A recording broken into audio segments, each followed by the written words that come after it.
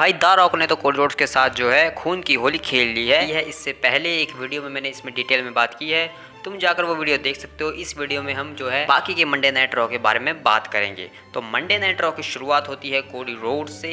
Cody Rhodes अपने style में जो है प्रोमो को स्टार्ट करते हैं, तुम सब क्या बात करना चाहते हो। उसके बाद वो कहते हैं कि पिछले स्मैकडाउन पर रोमन रेंस और उससे पहले वो काफी सारे शोज पर गया था मेरे पैट मैकफी, मेरे सबसे बेहतरीन दोस्त के शो पर। और इससे ज्यादा पैट मैकफी के लिए तालियां बजाओ यार, सब पैट मैकफी के लिए तालियां बजा रहे हैं। चलो माइकल कॉल के लिए भी बजाते हैं, गलत बात हो जाएगी।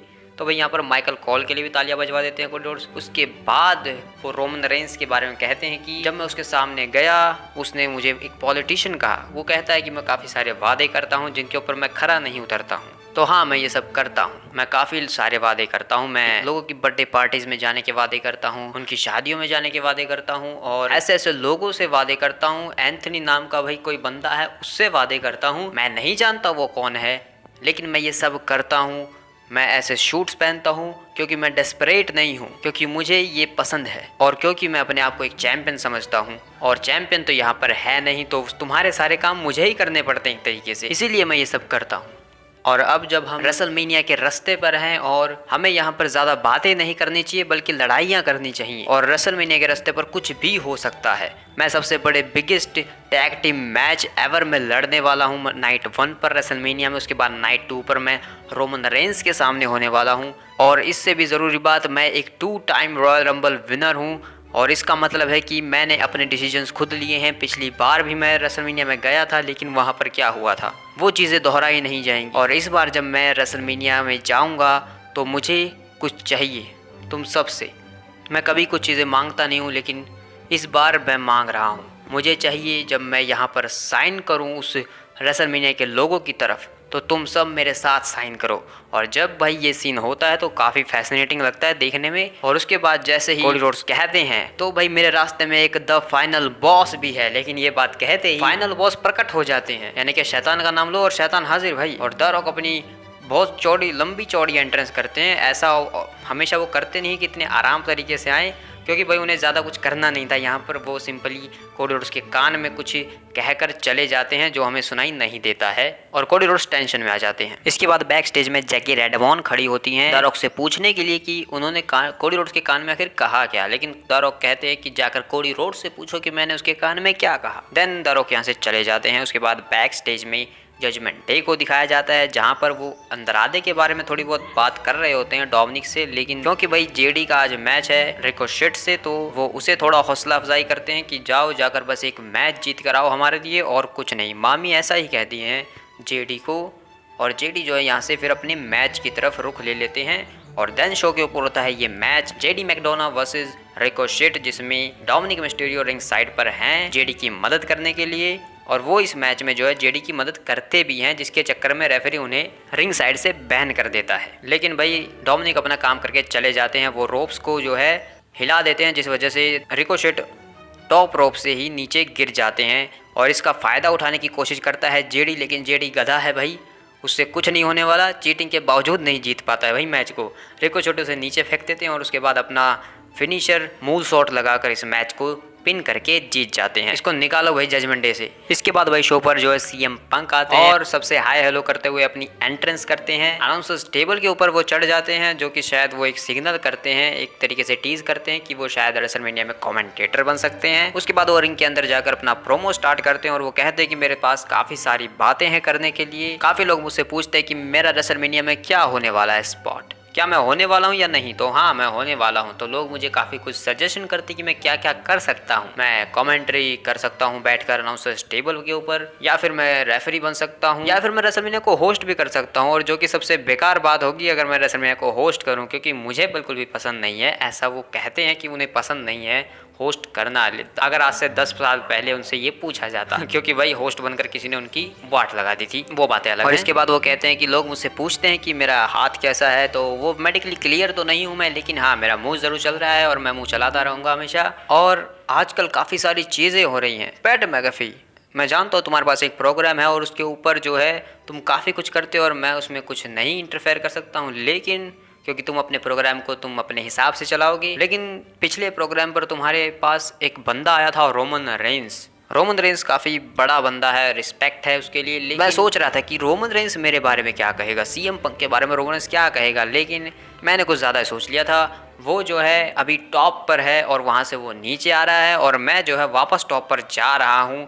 हो सकता है रास्ते में हमारी कहीं पर मुलाकात हो। इसके बाद एक बंदा और है, सेथ रॉलिंस। हम काफ़ी समय से एक दूसरे को जानते हैं और पहले वो पता नहीं मुझसे छोटा हुआ करता था, पता नहीं कौन सा जादू उसने टोट का यूज़ किया कि वो मुझसे थोड़ा लंबा लगने लगा है अब। तो उससे तो मैं कभी ना कभी ज़रूर मिलूंगा। और सब जो है सीएम पंक के बारे में थोड़ी बहुत बातें करते हैं, लेकिन एक बंदा है जो बिल्कुल भी सीएम पंक के बारे में बात नहीं करता है, वो है द रॉक। क्योंकि 10 साल पहले जब हम सामने सामने आए थे तो शायद उसे पता चल गया था कि उसके जो हाथ हैं वो इतने बड़े नहीं है कि वो मुझसे बॉक्सिंग कर सके। तो भाई लगता है सीएम पंक ने उनके नए हाथ नहीं देखे हैं। और सोशल मीडिया पर मेरे बारे में काफ़ी सारी बकवास बातें होती रहती हैं, लेकिन मैं ऐसा इंसान नहीं हूँ जो सोशल मीडिया के ऊपर जाकर कुछ बकवास करे। मैं यहाँ पर रिंग के अंदर आकर एक माइक्रोफोन लेकर सबके सामने जो है फेस टू फेस चीज़ें कहता हूँ और वो मुझे अभी वही करना है। और तभी यहाँ पर ड्रू मैकिंटायर का थीम सॉन्ग प्ले होता है। सीएम पंक चिल्लाकर कहते हैं इस घटिया से सॉन्ग को बंद करो, किसी को नहीं सुनना है ये। हाँ भाई, क्योंकि हमें ब्रोकन ड्रीम्स सुनना है। और सीएम पंक ये कहते हैं कि मैं मेडिकली 100% क्लियर नहीं हूँ, लेकिन फिर भी मैं यहाँ पर कोई रेसलमेनिया मैच नहीं ढूंढ रहा हूँ, तो तुम रिंग के अंदर आ सकते हो। इसके ऊपर ड्रू मैकिंटायर कहते हैं कि देखो जानते हो ना, जब हम दोनों आमने सामने आए थे लास्ट टाइम तो क्या हुआ था, तुम्हारा हाथ मैंने तोड़ दिया था। सीएम पंक कहते हैं कि बकवास बंद कर, तू आता है तो हाँ। ड्रू मैकिंटायर कहते हैं कि रुको रुको, देखो आज एक परफेक्ट टाइम है यहाँ पर और मैं जो है एक बढ़िया सी जगह पर हूँ जहाँ पर मैं रेसलमेनिया में एक वर्ल्ड हैवीवेट चैंपियनशिप मैच में हूँ और मेरे पास कुछ गोल्स हैं जिन्हें मैं पूरा करना चाहता हूँ। मेरी टी शर्ट के पीछे वो लिखे हुए हैं। इस पर सीएम पंक कहते हैं कि मैं कभी भी दूसरे का नाम यूज़ नहीं करूँगा अपनी टी शर्ट्स को बेचने के लिए। इसके बाद ड्रू मैकिंटायर अपनी टी शर्ट फाड़ते हैं और उसके अंदर से भाई वो RIP जो था ना भाई रेसलमेनिया RIP सीएम पंक वाली ड्रू मैकिंटायर की गैंगस्टर टी शर्ट भाई वो निकल के आती है नीचे से। 2-2 टी शर्ट पहन के घूमते हैं भाई ड्रू मैकिंटायर, पता नहीं तीसरी भी होगी अंदर। देन ड्रू मैकिंटायर कहते हैं कि मेरे बाइसेप्स थोड़े बड़े हैं, इस वजह से मेरी टी शर्ट जो है फट नहीं रही थी अच्छे से। लेकिन अब मेरी बात सुनो, तुम जो है धूम्रपान वगैरह नहीं करते हो, दारू वगैरह नहीं पीते हो, तो तुम हर वक्त इसीलिए बड़बड़ ज़्यादा करते रहते हो, बकवास करते रहते हो हमेशा। और मैं तुम्हारी आंखों में देख सकता हूँ कि तुम मुझे पसंद नहीं करते हो, जैसे कि तुम सेथ रॉलिंस को पसंद नहीं करते हो, लेकिन मैं तुमसे नफरत नहीं करता हूँ इतनी। तुम तो मुझे कंप्लीट करते हो, मुझे पूरा करते हो, तुम मेरा मोटिवेशन हो। मैं जब भी जिम में होता हूँ और जब मैं रेसलमेनिया अपने एलिमिनेशन चेंबर मैच में था तो मैं सिर्फ तुम्हारे बारे में सोचता था और मुझ में अलग तरह की एनर्जी आ जाती थी। तुम मेरे लिए मोटिवेशन लेकर आते हो तुम। और सीएम पर कहते हैं कि मुझे ज़्यादा सुनाई नहीं दे रहा है, रिंग के अंदर आओ। और फिर वो रिंग के अंदर लेट भी जाते हैं कि ले लो अब तो आ जाओ। तो ड्रू मैकिंटायर कहते हैं कि देखो मैं जानता हूँ तुम क्या करने की कोशिश कर रहे हो और शिकागो भी क्या चाहता है, लेकिन मैं लोगों का मूड नहीं बिगाड़ना चाहता हूँ। और वो भाई यहाँ पर सीएम पंक की तरह अनाउंसर्स टेबल के ऊपर बैठ जाते हैं। उसके बाद वो सीएम पंक को समझाते हैं मैं यहाँ पर इंजर्ड नहीं होना चाहता हूँ, मैं काफ़ी बड़ी चीज़ के लिए जा रहा हूँ, रेसलमेनिया में वर्ल्ड चैंपियन बन सकता हूँ और मुझे डिस्ट्रैक्ट नहीं होना है। और ड्रू मैकिंटायर इसके बाद कहते हैं कि ये मत भूलो कि मैं जो है चोजन वन हूँ इस कंपनी का। और इसके बाद सीएम पंक कहते हैं कि अच्छा तू चोजन वन है, किस गधे का दिमाग फिरा था जिसने तुझे चोजन वन कहा? क्या वो सैन एंटोनियो के लोग थे जहाँ पर मैं और तुम आमने सामने थे और वो सब वहाँ पर एक ही नारा गा रहे थे, सीएम पंक। भाई पूरा रीना यही नारे लगाता है वहाँ पर। उसके बाद ड्रू मैकिंटायर भी एक्साइटेड हो गए, हाँ हाँ करो करो करो, एक्साइटेड होकर कहते हैं कि हाँ करो करो करो, तुम्हारे पास यही एक मौका है इस चीज़ को करने का, क्योंकि इसके बाद तुम काफ़ी टाइम तक नहीं आने वाले हो। लेकिन तभी यहाँ पर होता है बर्न इट डाउन और सेथ रॉलिंस आ जाते हैं अपना गाना बजाते हुए और वो रेसलमेनिया के साइन के ऊपर भी नज़र गड़ाते हैं ड्रू मैकिंटायर के साथ। ड्रू मैकिंटायर रिंग के बाहर ही हैं। रिंग के अंदर हमें फेस ऑफ देखने को मिलता है सेथ रॉलिंस और सीएम पंक का। सेथ रॉलिंस जो है मंडे नाइट रॉलिंस बुलवाते हैं पूरे अरीना से। और उसके बाद वो कहते हैं कि आप सबको पता चल ही चुका है कि ये किसका शो है, तो क्या कहते हो? इसके बाद सीएम पंक इस बात पर कहते हैं कि अगर ये शो तुम्हारा है तो ये शहर तो मेरा ही है ना। लेकिन भाई जब सेथ रॉलिंस जो है आए थे, सीएम पंक जो है नीचे बैठकर माइक को ही अपने सर पे पटकने लगे थे कि ये और आ गया मेरा दिमाग खाने के लिए। और भाई ड्रू मैकिंटायर तो भाई अनाउंसर्स टेबल के ऊपर खुद कमेंटेटर बन गए सीएम पंक को चिढ़ाने के लिए। और इसके बाद सेथ रॉलिंस कहते हैं कि अगर तुम दोनों बच्चों का ये बकवास चीज़ें ख़त्म हो चुकी हैं तो मैं बता देता हूँ कि यहाँ पर तुम लोग डिसीजंस नहीं ले सकते और बिना चैंपियन के तो बिल्कुल भी नहीं। तो यहाँ पर अगर बातें हो रही हैं कि तुम क्या करने वाले हो तो क्यों ना एक पोल करवाते हैं ऑडियंस से, तो बताओ तुम सब क्या देखना चाहोगे? सीएम पंक को रेसलमेनिया में सेथ रॉलिंस और ड्रू मैकिंटायर के वर्ल्ड हैवीवेट चैंपियनशिप मैच में कमेंट्री करते हुए, चलो बताओ। इसके बाद भाई पूरा अरीना रेफरी चिल्लाने लगता है और इसके बाद सेथ रॉलिंस इसके ऊपर शॉट ले लेते हैं कि देखो इस बंदे का हाथ टूटा हुआ है, तो ये रेफरी तो नहीं बन सकता, जिस बात पर मैं भी एग्री करता हूँ। लेकिन सीएम पंक भाई यहाँ पर टैप रेफरी की तरह जो है काउंट करके दिखाते हैं नीचे 1 2 3, और इसके ऊपर भाई ड्रू मैकिंटायर का तो भाई बहुत ही अच्छा रिएक्शन निकल के आता है, ये सर कर सकता है ये बंदा। इसके बाद सीएम पंक उठकर भाई एक गाली जैसा कुछ दे देते हैं सेथ रॉलिंस को। उसके बाद ड्रू मैकिंटायर अचानक से कहते हैं भाई पीजी आ रहा है, पीजी आ रहा है। तो भाई यहाँ पर दोनों ही बंदे द रॉक को शॉट ले लेते हैं द रॉक के ऊपर, क्योंकि भाई द रॉक जो सब कुछ कर रहा है वो कुछ भी कर देता है, अडल्ट चीज़ें भाई, लेकिन किसी और को वो चीज़ें करने को अलाउ नहीं है। तो ड्रू मैकिंटायर इसलिए उसको रोकते हैं और सीएम पंक भी इसलिए जानबूझकर यहाँ पर गाली देते हैं। इसके बाद सेथ रॉलिंस कहते हैं सीएम पंक को कि तुम जानते हो मैं तुम्हारे बारे में क्या सोचता हूँ। तो सीएम पंक कहते हैं नहीं नहीं मैं नहीं जानता। तो सेथ रॉलिंस कहते हैं कि मैं तुम्हारे बारे में कुछ भी नहीं सोचता हूँ, मुझे कोई फर्क नहीं पड़ता तुम क्या कर रहे हो, तुम रेसलमेनिया में क्या करने वाले हो, कमेंट्री करोगे, रेफरी बनोगे, मुझे कोई फर्क नहीं पड़ता, मैं एक वर्ल्ड हैवीवेट चैंपियन हूँ और मैं बस तुमसे इतना ही कहना चाहता हूँ कि चाहे कुछ भी हो बस तुम मेरे रास्ते से दूर ही रहना, और मैं तुम्हें कमेंट्री करते हुए देखना चाहूँगा, मुझे काफ़ी अच्छा लगता है वो, अगर तुम कमेंट्री करो तुम बोलते हुए अच्छे लगते हो। इसके बाद सीएम पंक कहते हैं मैं 10 साल यहाँ से दूर था और इसके बाद मैं यहाँ पर जो है अब कमेंट्री करूँगा तुम्हारे चैंपियनशिप मैच में, और बड़े बड़े लंबे लंबे बालों वाले, दाढ़ी वाले और घटिया से जूते पहनने वाले लोगों के बारे में मैं काफ़ी ज़्यादा बकवास करने वाला हूँ। ड्रू मैकिंटायर के बारे में बात करते हैं भाई वो, और तुम वर्ल्ड चैंपियन जब तुम हारोगे तो मैं तुम्हारे बारे में काफ़ी सारी बकवास करूँगा, और मैं बस इतना कह सकता हूँ कि पिछले 10 साल में जब तक मैं यहाँ पर नहीं था तुम दोनों ने जितना एंटरटेन नहीं किया होगा उससे ज़्यादा मैं अब करने वाला हूँ लोगों को, तुम्हारी वाइफ्स को भी। और ये कहकर भाई सीएम पंक यहाँ से जाने लगते हैं, लेकिन ड्रू मैकिंटायर उसे रोकते हैं कि रुक रुक बे कहाँ जा रहा है, और कहने लगते हैं कि तू तो रेसलमेनिया के मैच कार्ड में नहीं है, और मैं चीज़ यहाँ पर एक चीज़ साफ कर देता हूँ कि मैं जो है तेरा सपना जीने वाला हूँ रेसलमेनिया में, और ऐसी ही बकवास बातें फिर से वो करने लगते हैं। तो सेथ रॉलिंस जो है उनके ऊपर सुपर किक और उसके बाद एक स्टॉम्प बजा देते हैं, लेकिन उनकी निगाहें सीएम पंक की तरफ होती हैं। उसके बाद वो सीएम पंक को इग्नोर करते हुए जो है सीएम पंक के कंधे सीएम पंक के पास से ही चले जाते हैं बैक स्टेज में। और यहाँ पर भाई ड्रू मैकिंटायर ने ये भी कहा था कि सीएम पंक तुम्हें जो है ना कहीं पर बैठने की जरूरत नहीं है, तुम जो है फर्स्ट रॉ की टिकट लो और वहाँ पर बैठकर मुझे चैंपियन बनते हुए देखो, क्योंकि तुम जब वो नज़ारा देखोगे तो तुम्हें दिखेगा कि मैं तुम्हारा सपना जी रहा हूँ, तुम्हें वहाँ पर होना चाहिए था लेकिन मैंने तुम्हारा सपना सब कुछ जो है मैंने तुमसे छीन लिया है। भाई ड्रू मैकिंटायर काफ़ी बड़ी बड़ी बातें करते हैं और सब उन्हें इग्नोर ही करते रहते हैं आजकल। इसके बाद शो पर जो है ईवी नाइल वर्सेस कैंडिस लरे का मैच हमें सीधा स्टार्ट होता हुआ नजर आता है, और मैच छोड़ो भाई कैंडिस लरे का जो कैरेक्टर भाई अब चेंज होता हुआ आ रहा है भाई, वो मुझे देखकर काफ़ी अच्छा लग रहा है, क्योंकि कैंडिस लरे भाई इस मैच में जो है चीटिंग करने की कोशिश करती हैं, लेकिन जो उनके साथ जो इंडी हार्टवेल है उन्हें बिल्कुल भी पसंद नहीं है चीटिंग करके मैचेस को जीतना, जिस वजह से इस मैच में 2 या 3 बार उन्हें चीटिंग करने का मौका मिलता है, लेकिन इंडी हार्टवेल कुछ करती ही नहीं है।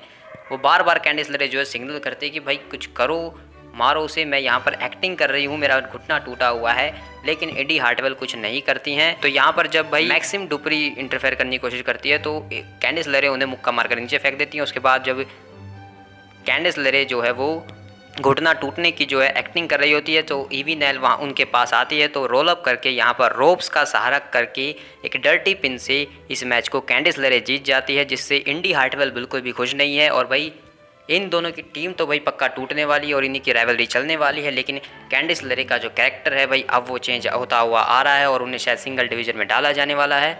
तो भाई मुझे ये देखकर काफ़ी पर्सनली काफ़ी अच्छा लग रहा है, क्योंकि कैंडिस लरे जो है एक टॉप स्टार्स की लिस्ट में ज़रूर आती हैं, क्योंकि NXT में वो हमेशा टॉप पर रहा करती थी। उसके बाद भाई बैक स्टेज में DIY वर्सेस न्यू डे आपस में कुछ बातें कर रहे होते हैं, जिसमें पीछे अगर तुम देखोगे तो पॉल हेमन और ड्रू मैकिंटायर आपस में बातें करते हुए नजर आते हैं, लेकिन ये लोग जो आपस में बातें करते हैं वो इनके मैच के बारे में होता है, क्योंकि ये दोनों अभी लड़ने वाले हैं। लेकिन तभी वहाँ पर आकर ऑसम ट्रुथ जो है R-Truth कहने लगते हैं वाह कितना मज़ा आएगा, DX और न्यू डे आमने सामने होने वाली है, कितना ड्रीम मैच है। मिज उसे समझाते हैं कि ऐसा कुछ नहीं है, ये DIY और न्यू डे है, लेकिन भाई R-Truth कहाँ किसी की सुनते हैं। तो मिज उसे कहते हैं कि मैं तुम्हें रिंग साइड पर कमेंट्री टेबल पर मिलता हूँ, आ जाना वहाँ पर, क्योंकि हम इन दोनों के मैच में कमेंट्री करने वाले हैं।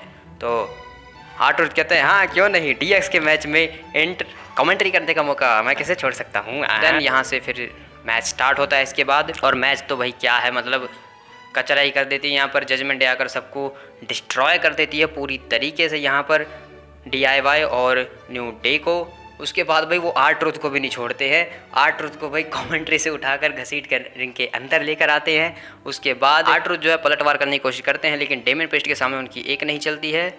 डेमियन प्रीस्ट उसे रेजर एज लगाकर ख़त्म कर देते हैं और यहाँ पर जजमेंट डे जो है अपना खौफ बनाए रखे हुए है। बस जेडी गलत है भाई, जेडी एक चीटिंग से भी एक मैच नहीं जीत सकता।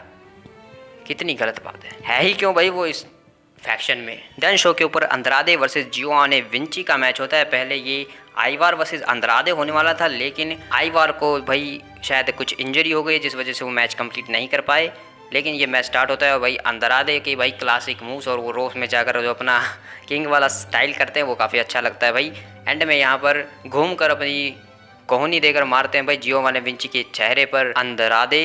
एंड देन उसके बाद अपना हैमर लॉक डीडीटी नहीं भाई कुछ और ही भाई क्रॉस रोड्स और हैमर लॉक डीडीटी का कॉम्बिनेशन यहाँ पर लगाते हैं फिनिशर और उसके बाद इस मैच को पिन करके जीत जाते हैं अंद्रादे। इसके बाद शो के ऊपर भाई एंट्री करती हैं मामी रिया रिप्ली, उनके साथ आते हैं डोमिनिक मिस्टेरियो और मामी आकर कहते हैं कि डॉम क्या तुम्हें लगता है कि यहाँ पर कोई है जो मुझे अटेंशन नहीं दे रहा है। मतलब अगर मैं चाहती तो बेकी लिंच को मार पीट कर उसकी अटेंशन ले सकती थी, लेकिन मैंने उसे छोड़ दिया, सोचा कि चलो अपने आप आ जाएगी। अब रेसलमेनिया आ चुका है और उसका ध्यान बिल्कुल भी नहीं है मेरी तरफ, तुम्हें नहीं लगता? चलो बताओ सबको। और तभी भाई जैसे ही डॉम माइक लेते हैं हाथ में भाई ये लोग तो पहले ही जानबूझकर भाई ये डब्ल्यू वाले लाउड कर देते हैं भाई ये पूरे बूज को। देन उसके बाद भाई डोमिनिक जैसे कुछ कहने वाले होते तो बेकी लिंच का थीम सॉन्ग प्ले हो जाता है। बेकी लिंच रिंग के अंदर आती हैं और बेकी लिंच कहती हैं शिकागो में आ चुकी है द मैन। एंड उसके बाद बेकी लिंच कहते हैं कि तुम मेरी काफ़ी बेइज्जती करती रहती हो आजकल, रॉ के ऊपर आकर मेरे बारे में काफ़ी बकवास कहती हो, लेकिन अब बहुत हो गया।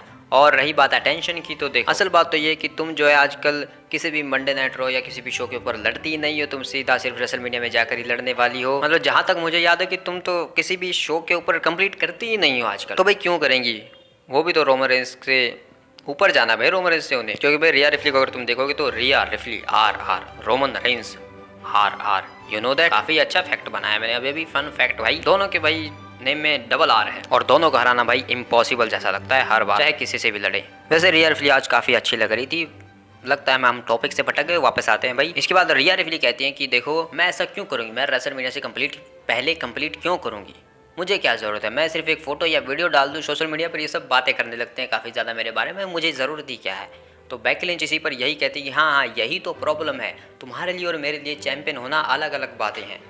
तुम चैंपियन बनकर सिर्फ एक सेलिब्रिटी की तरह रहती हो, लेकिन अगर मैं चैंपियन बनती हूँ तो मैं उसे डिफेंड करूँगी, लोगों को मौके देती हूँ। हम दोनों के लिए जो है चैंपियन बनना अलग बात है और असल चैंपियन क्या होता है उसका स्वाद तुमने अभी तक चखा ही नहीं है। हाँ मैं जानती हूँ तुम काफ़ी सारी कठिनाई से गुजरी हुई, तुम्हें पता है वो क्या होता है। टॉम इसे जानती है वो क्या होता है। और सुनो तुम पता है मुझे किस चीज़ की याद दिलाती हो कि वो एक जानवर होता है ना जिसे हराना मुश्किल होता है लेकिन उसे मारना भी आसान होता है। तो रेसलमेनिया में मैं तुम्हें मारूं तो नहीं लेकिन तुम्हें ज़रूर हराऊंगी और उसके बाद जब मैं स्टैंड ऑल करूंगी अपनी चैंपियनशिप के साथ तो तुम देखोगी मुझे चैंपियन और तुम्हारी बेटी भी देखेगी। और जब वो कहेगी, और मैं उस चीज़ के लिए काफ़ी एक्साइटेड हूँ जब वो कहेगी मुझे मामी। तो भाई ये रिया रिप्ली क्या बोल रही है, मतलब इसका कुछ अलग सेंस नहीं बनता। इसके बाद भाई बेकी लिंच काफ़ी भड़क जाती है क्योंकि चीज़ें पर्सनल जा चुकी हैं। बेकी लिंच चिल्ला कर ये भी कहती है कि तुम नहीं समझ सकती कि मेरी बेटी के बारे में तुम क्या बकवास बातें कर रही हो फ़िलहाल पे, और मेरी बेटी के बारे में आगे से कभी ऐसी बकवास बातें मत करना। और तुम नहीं समझ सकती कि मैंने अभी तक जो है मेरी बेटी मेरे पिताजी से तक मिली भी नहीं है, तो इसीलिए ये सब बकवास बातें मत करना। और अगर तुम कहते हो कि तुमने मुझ पर अटैक नहीं किया अभी तक तो सुनो, जब तुम मुझे मुक्का मारोगी उसके बाद तुम जो है नीचे गिरी हुई मिलोगी। इसके बाद भाई जो डॉम है वो मामी को शांत करने की कोशिश करता है, लेकिन जब वो बेकी लिंच के सामने चला जाता है तो बेकी लिंच जो है सीधा डोमिनिक के ऊपर एक मुक्का जड़ देती हैं जिससे भाई रिया रिप्ली काफ़ी भड़क जाती है और रिया रिप्ली जो है ब्रूटली अटैक कर देती है यहाँ पर द मैन बेकी लिंच के ऊपर। और दोनों के यहाँ बीच में यहाँ पर ब्रॉल देखने को मिलता है, लेकिन इस ब्रॉल में भाई रिया रिप्ली भारी पड़ती हैं और बाहर जाकर फिर वो डॉम को देखती हैं कि क्या तुम ठीक हो। तो उसके बाद वो डॉम को ले जाने लगती हैं, लेकिन पीछे से बेकी लिंच आकर फिर से एक ब्रॉल स्टार्ट करवा देती है। और अभी यहाँ पर भाई मामला काफ़ी गंभीर हो जाता है, भाई दोनों ही काफ़ी ज़्यादा गुस्से में आ चुके हैं, एक दूसरे को मारने पीटने लगते हैं। तो यहाँ पर ऑफिशियल्स आ जाते हैं और डोमिनिक भी जो है मामी को यहाँ से निकालने लगता है, लेकिन यहाँ पर फिर से जो है मैन द बेकी लिंच वो डोमिनिक के ऊपर अटैक कर देती है। तो भाई अगर तुम बेकी लिंच की बेटी के बारे में बात करोगे तो बेकी लिंच तुम्हारे डॉम को धोएगी, और अगर तुम डॉम को धोओगे तो भाई मामी तुम्हें जिंदा नहीं छोड़ेगी।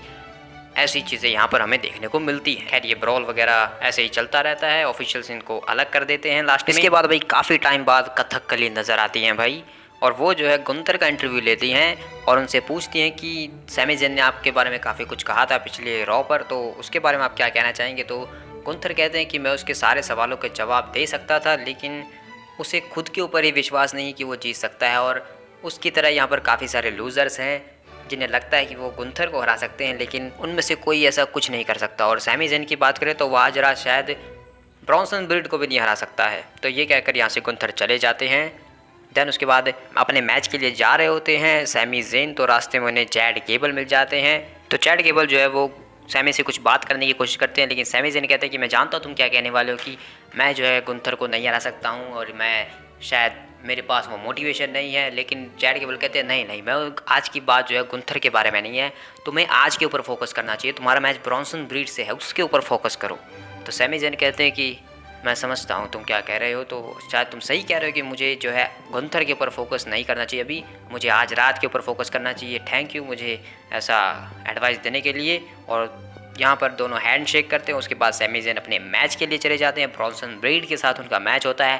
ब्रॉन्सन ब्रीड सैमी ज़ेन की रीड तोड़ने के लिए तैयार है। Sami Zayn versus Bronson Reed का ये मैच होता है, काफ़ी अच्छा मैच चल रहा होता है, लेकिन तभी यहाँ पर गुंथर आ जाते हैं। इंटरफेयर करने नहीं, बस रिंग के बाहर खड़े होने में वो काफ़ी अच्छे रेसलर, वो वैसी नीच हरकतें नहीं करते हैं, लेकिन इससे भाई सैमी ज़ेन का ध्यान भटक जाता है, क्योंकि उन्हें तो ब्रॉन्सन ब्रीड के ऊपर फोकस करना था, लेकिन अब गुंथर आ गए तो गुंथर के ऊपर उनका फोकस हो चुका है, जिस वजह से जब वो अपना फिनिशर देने जाते हैं तो ब्रॉन्सन ब्रीड यहाँ पर रिवर्सल करते हैं। उसके बाद टॉप रोप से ब्रॉन्सन ब्रीड अपना फिनिशर देकर सैमी ज़ेन की रीड तोड़कर ब्रॉन्सन ब्रीड इस मैच को जीत जाते हैं।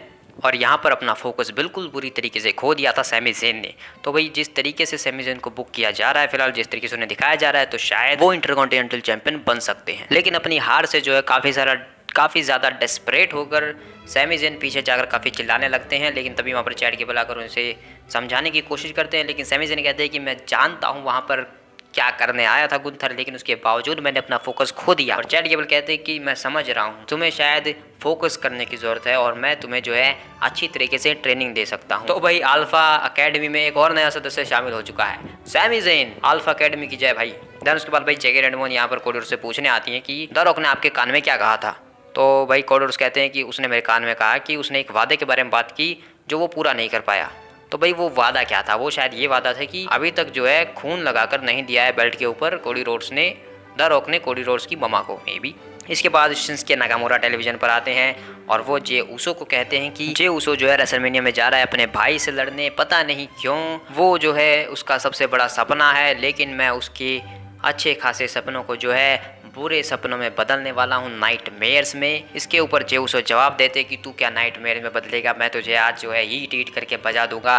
लेकिन तभी वहाँ पर पीछे से आ जाते हैं सोलो सिकोआ और उसके पीछे जिमी उसो, और यहाँ पर नो हीट करके यहाँ से चले जाते हैं। मैं ये सब पहले बता चुका हूँ पिछली वीडियो में, दोबारा क्यों बता रहा हूँ, क्योंकि मुझे मज़ा आ रहा है भाई।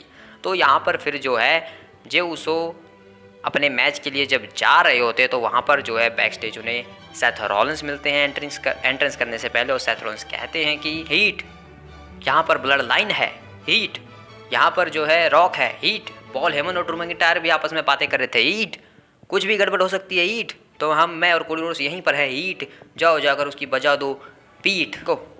तो अब इसके बाद शो के ऊपर मैच होता है जे उसो वर्सेस शिंसुके नाकामुरा। काफ़ी बढ़िया मैच हमें देखने को मिलता है, ये अच्छा खासा मैच चल रहा होता है। लेकिन तभी जो है जब मैच में जे उसो सुपर किक लगा देते हैं, लेकिन उसके पलट वार में यहाँ पर नाकामुरा स्विंग करके लगा देते हैं खिंसाजा। लेकिन तभी यहाँ पर सोलो सिकोआ और जिमी उसो अरीना के लोगों के बीच से उतर कर आते हैं, और क्योंकि कोडी रोड्स और सेथ रॉलिंस ने कहा था कि वो यहीं पर हैं, तो वो लोग भी आकर सीधा अटैक कर देते हैं सोलो सिकोआ और जिमी उसो के ऊपर। और जिमी उसो को मारते मारते पीटते पीटते कोडी रोड्स जो है बैक स्टेज में लेकर चले जाते हैं। और यहाँ पर सेथ रॉलिंस जो है वो सोलो सिकोआ को पीट कर जो है यहाँ से अरीना के ऑडियंस के बीच यहाँ पर फेंक देते हैं। लेकिन तभी पीछे से ड्रू मैकिंटायर अचानक से आ जाते हैं भाई, और वो जो है सेथ रॉलिंस को बजा देते हैं। और भाई और सच में ड्रू मैकिंटायर बस यही कहते हुए बजाते होंगे कि यही कहकर बजा रहे होंगे कि तुझे कितनी बार बोला है ब्लड लाइन के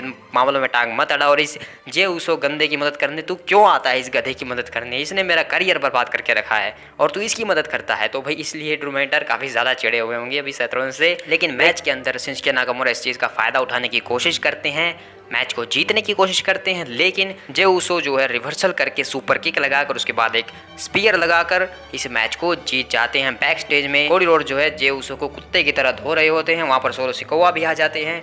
वो कोडी रोड्स को धोने की कोशिश करते हैं, लेकिन कोडी रोड्स भी सोलो सिकोआ को भजाने लगते हैं। लेकिन फिर से अचानक से यहाँ पर द रॉक आ जाते हैं। द रॉक भी भाई कुत्ते की तरह, भाई कुत्ते क्या मैं कहूँगा, जिस जानवर वो चूहा होता है और चूहों को मरने के बाद भी जो पीटते रहते हैं भाई, उस तरीके से यहाँ पर द रॉक जो है गालियाँ दे देकर भाई यहाँ से वहाँ फेंक कर भाई कोडी रोड्स को बुरी तरीके से पीटते हैं। पानी में भिगो के बारिश हो रही थी, काफ़ी अच्छा माहौल मुझे देखने को मिलता है भाई, काफ़ी सिनेमैटिक एक्सपीरियंस। और कोडी रोड्स की पूरी बेइज्जती कर के यहाँ पर द रॉक जो है धोते हैं कोडी रोड्स को।